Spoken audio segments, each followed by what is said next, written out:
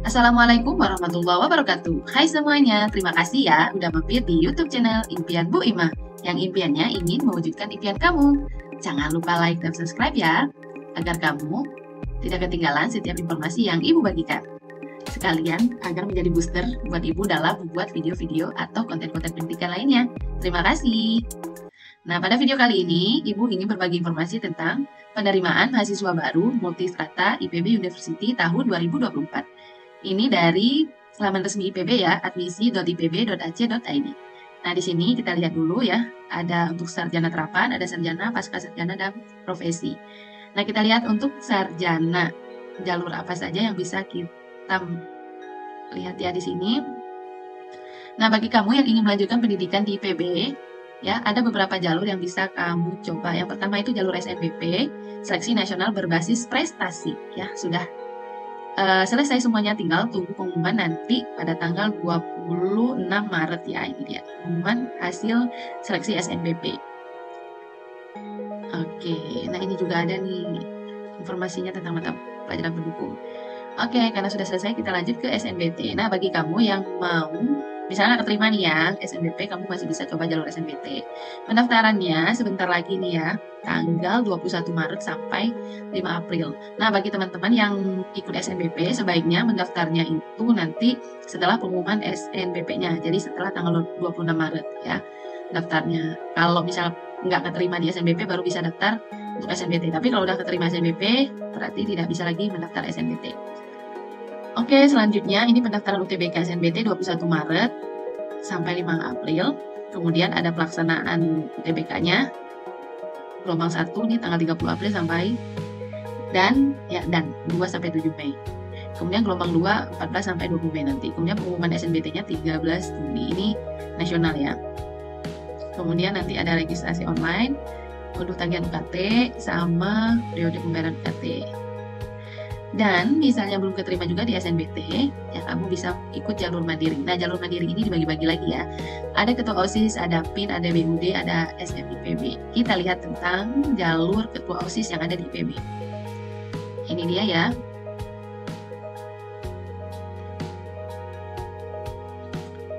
Untuk jalur ketua OSIS nih, tinggal dilihat saja.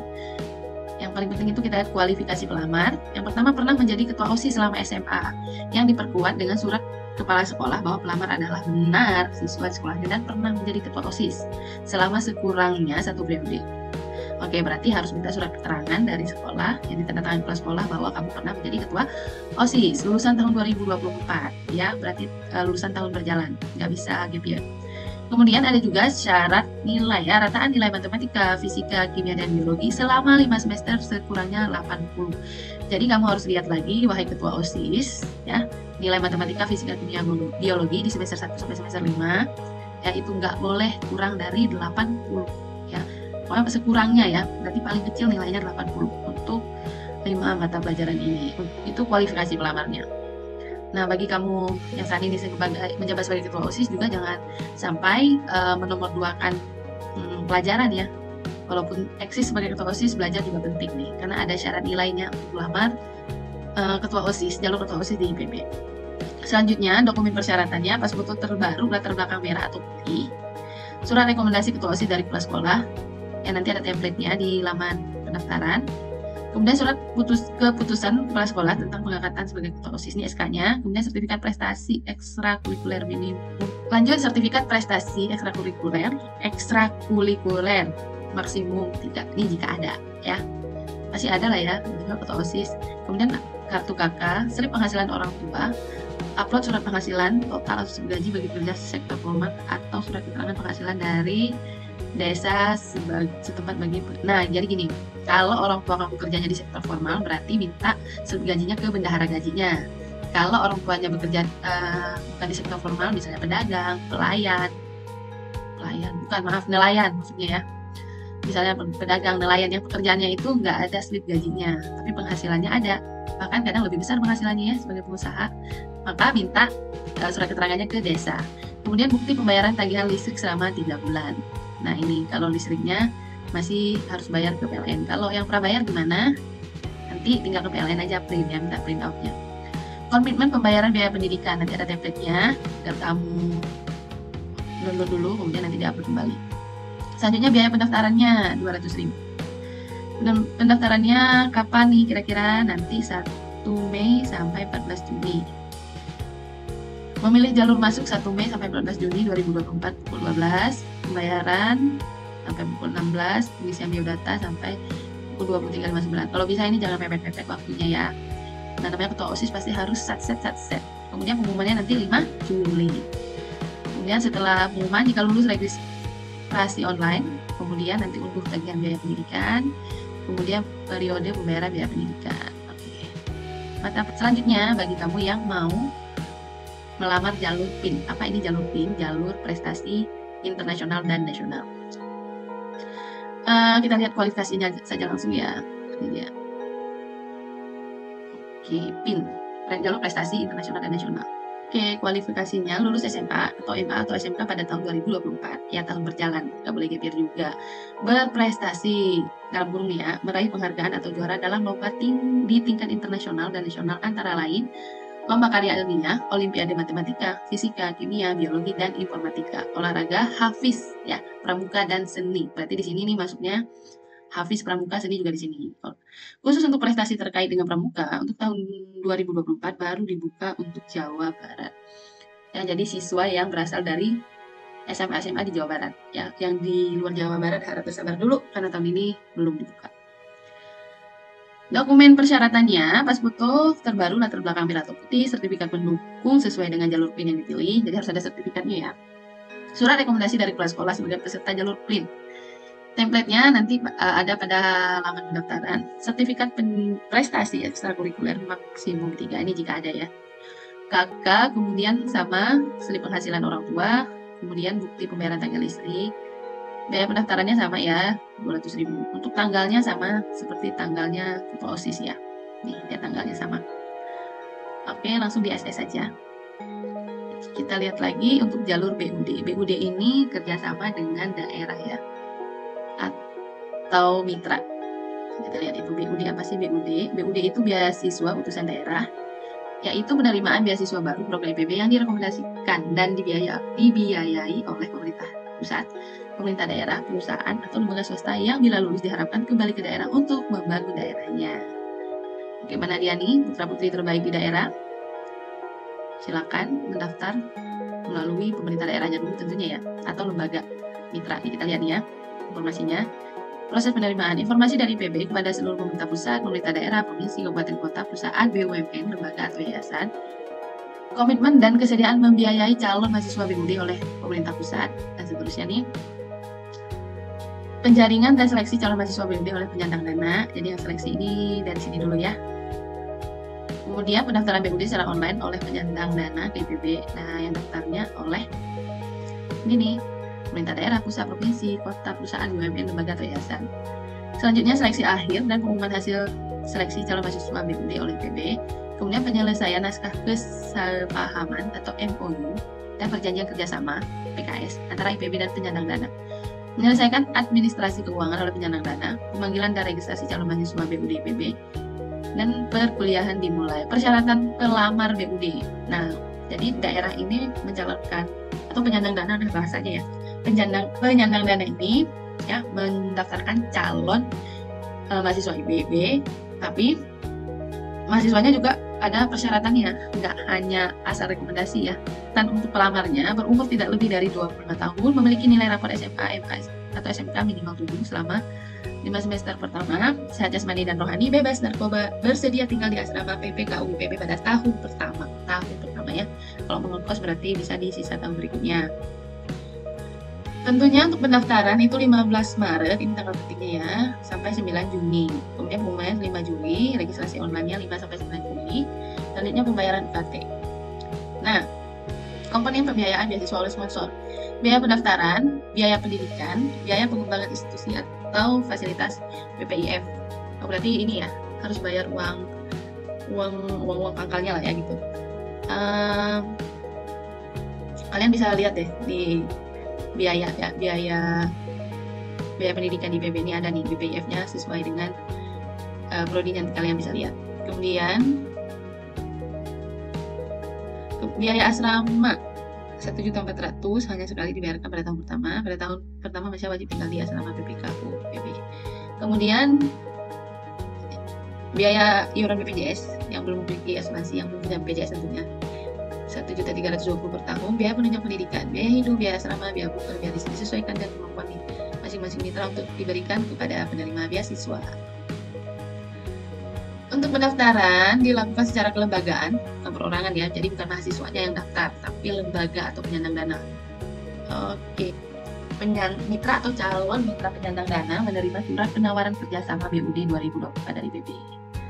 Dan proses oleh mitra atau calon mitra penyandang dana menerima surat penawaran kerjasama BUD 2024 dari PB, kemudian mengirimkan surat atau mengajukan minat untuk melakukan kerjasama BUD 2024, kemudian menerima akun mitra dan password dari IPB seperti ini ya. Nah, nanti dikirim passwordnya oleh IPB, username, password agar bisa login oleh calon mitra. Selanjutnya, mengisi data komitmen beasiswa. Selanjutnya, mengunduh form komitmen beasiswa dan menandatangani form tersebut di atas materai 10.000 serta diberi stempel basah. Kemudian setelah itu mengunggah kembali form yang sudah ditandatangani atau dan stempel. Nah, jika form komitmen telah diverifikasi, mitra dapat melanjutkan proses pengisian data nilai rapor pelamar pada menu data siswa pelamar sesuai dengan form yang tersedia. Kemudian mitra menunggu proses verifikasi dan input biodata oleh siswa pelamar selesai. Mitra mengedit data nilai rapor siswa jika ada kesalahan entry data. Selanjutnya seluruh data yang sudah diselesaikan disetujui tidak dapat diubah kembali. Selanjutnya mencetak kartu dan diserahkan kepada masing-masing siswa pelamar. Selesai. Selanjutnya siswa itu selanjutnya proses oleh siswa dapat melakukan login pada BUD admisi menggunakan akun pendaftaran yang diberikan. Selanjutnya, setiap siswa yang telah didaftarkan pada jalur BUD dapat melihat data pendaftarannya. Siswa yang melihat data nilai rapor telah dimasukkan, kemudian verifikasi nilai. Khawatir nanti ada perbedaan nilai ya, nilai rapor dengan nilai yang diinput ke data ini ya. Bisa dilakukan perbaikan kalau ada yang salah. Kemudian siswa mengisi pilihan program studi dan biodata. Siswa harus mengunggah pas foto berwarna yang ukuran filenya maksimum 5 MB. Siswa menerima kartu peserta jalur BUD 2024 dari mitra atau penyandang dana. Oke, jangan lupa juga mengintip ketika memilih prodi, jangan lupa juga mengintip apa yang diintip, yaitu mapel pendukungnya nih, kita lihat. Misalnya, oke, kita lihat ya mapel pendukung ini buat apa sih sebenarnya. Kalau memilih ya program studi manajemen sumber daya lahan, tentunya bisa ada kayaknya. Nah, manajemen sumber daya lahan ini ada mapel pendukungnya. Mapel pendukung itu biologi ya. Jadi kamu harus lihat lagi nih ketika memilih prodi nanti teman-teman yang mau jalur BUD, jalur ketua OSIS, jalur SNBP, ya BUD ketua OSIS dan PIN, karena ini menggunakan nilai rapor, lihat lagi mata pelajaran pendukungnya. Lihat mata pelajaran pendukung di rapor kamu. Nah, kalau ini cara gini ya. Misalnya kamu memilih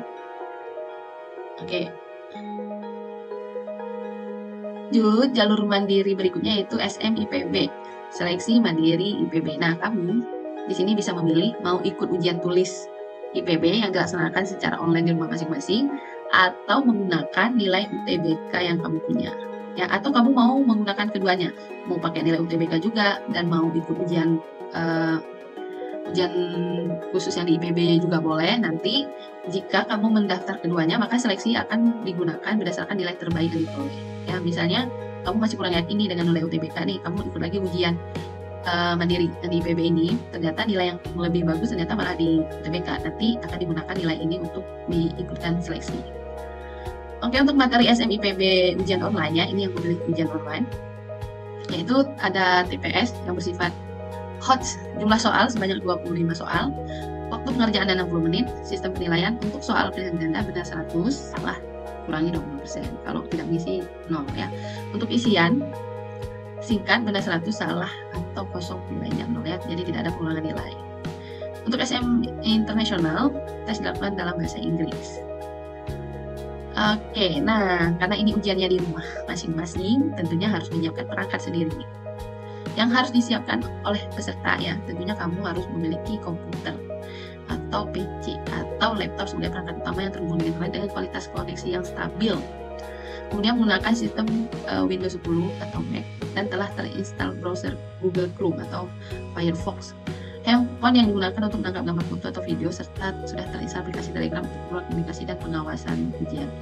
Aplikasi Zoom untuk pengawasan. Nah, jadi kalau mau ikut jalur ujian yang di IPB nih harus kamu siapkan semuanya ya. Karena diawasi juga oleh pengawas melalui Zoom. Tidak boleh melakukan gerakan-gerakan mencurigakan. Karena bakal ketahuan ya oleh pengawas. Selanjutnya, kualifikasi peserta lulusan SMA tahun 2022, 2023, 2024. Ya, yang gap year 2 tahun lalu masih bisa. Kemudian sehat jasmani dan rohani. Kemudian peserta yang mengikuti UTBK SNMPT 2024 baik untuk bisa mendaftar SNMPB menggunakan skor UTBK. Nah, jadi ada syaratnya ya. Yang tahun 2024 yang punya nilai UTBK baiknya untuk mendaftar SNMPB menggunakan skor UTBK. Oke, dokumen persyaratan pas foto, latar belakang merah atau putih, kartu peserta SNMPT UTBK khusus untuk jalur SNMPB skor UTBK. Kakak, selanjutnya surat penghasilan sama ya. Bukti pembayaran tagihan listrik, kemudian komitmen pembayaran biaya pendidikan, template-nya tinggal di-download. Oke, biaya pendaftaran ya, biaya pendaftaran jalur SNMPB skor UTBK ini yang nggak ikut ujian lagi, tetap membayar biaya pendaftarannya 300.000. Ini yang mau ikut ujian online ya, pendaftarannya 500.000. Oke, tanggal penting. Tanggal penting buat yang SNMPB skor UTBK pendaftarannya 6 Mei sampai 19 Juni. Kemudian pengumumannya 9 Juli 2024. Selanjutnya buat yang SNMPB jalur online ya, ada pra-ujiannya nih, pra-ujian 1, pra-ujian 2, kemudian ujiannya nanti tanggal 30 Juni. Pengumumannya sama ya, 9 Juli. Oke, untuk tanggalnya sama dengan yang skor UTBK. Oke, kita lihat lagi. Udah selesai semuanya ya. Kita lihat dokumen registrasi online.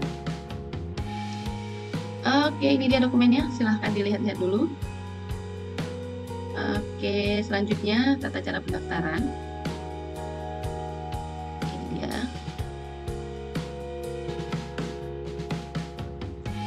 Nanti kita langsung coba ya untuk tata cara pendaftaran. Nah, kita lihat dulu mata pelajaran pendukung. Nah, teman-teman yang mau SMP udah selesai, yang mau nyoba jalur BUD, ketua OSIS dan PIN, tentunya juga dilihat ya nilai raport kamu. Nilai raport itu ada namanya mata pelajaran yang dijadikan mata pelajaran pendukung di IPB. Nah, misalnya kamu nilai di raport itu nilai matematikanya bagus banget ya, mungkin nilai paling dominan di raport kamu, dan nilai fisikanya juga bagus ya, maka ketika kamu memilih prodi arsitektur lanskap ya, itu tentunya peluang masuknya lebih besar ya. Tapi kamu misalnya bagusnya di nilai biologi dan kimia, baiknya kamu tidak memilih mata prodi arsitektur lanskap ini. Tentunya kamu harus milih lagi nih prodi apa yang mata pelajaran pendukungnya kimia dan biologi. Nah, ini teman-teman ya. Buat kamu yang IPS juga harus lihat mata pelajaran pendukungnya ya. Ini dia ada ilmu keluarga dan konsumen, mata pelajarannya sosiologi. Nah, ini buat kurikulum 2013 kan, yang sekolah masih menggunakan K13, itu kan mata pelajarannya masih, peminatannya masih IPA IPS ya, ada jurusan IPA dan IPS. Nah, kalau kamu dari jurusan IPS tapi pengen memilih prodi manajemen sumber daya lahan, tentunya kamu harus memiliki ya pelajaran matematikanya yang baik, karena kan kamu nggak punya pelajaran biologi ya. Kalau di sini kan biologi nih, bukan IPA, ini biologi. Nah, kalau kamu dari IPS masih boleh memilih prodi ini ya, sumber daya lahan, jika mata pelajaran matematikanya mendukung. Ya, mendukung itu dalam artian ya, kamu lihat nilai paling dominan di rapor kamu. Ya, gitu teman-teman. Oke, ini sekilas sih. Ini gambaran jika kamu ingin ya mencoba jalur mandiri IPB. Ada yang menggunakan ini ya, kesempatan sebagai ketua OSIS. Kemudian kita lihat untuk registrasi. Nah, registrasinya kita di sini. Oke teman-teman, bagaimana kalau kita coba ya membuat akun nih? Bagi yang belum punya akun, kita klik langsung di sini ya. Pertama kita pilih kewarganegaraan ya, WNI atau WNA, kemudian nomor identitas, isikan NIK ya, NIK yang ada di KTP atau KK, kemudian nama lengkap, kemudian tempat lahir, kemudian tanggal lahir, kemudian jenis kelamin tinggal diklik di sini, nomor handphone yang aktif, kemudian email yang aktif, ya. Selanjutnya ulangin email, kemudian masukkan kata sandi, ya. Ini sudah ada beberapa yang dimudaftarkan ya. Oke, nanti tinggal login aja. Jadi gini, ketika kamu daftarkan email yang aktif, nanti ada verifikasinya di email, kemudian langsung simpan. Selanjutnya tinggal login. Coba ya. Nah, kita login coba.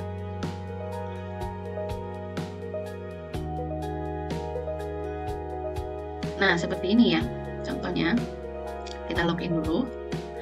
Seperti ini akunnya. Selanjutnya, nanti di sini ada jalur yang tersedia. Untuk saat ini, yang tersedia yang baru daftar itu jalur sarjana untuk WNI internasional. Nah, kemudian di sini ada program studi ya yang bisa dipilih oleh WNI dan internasional tadi. Seperti ini.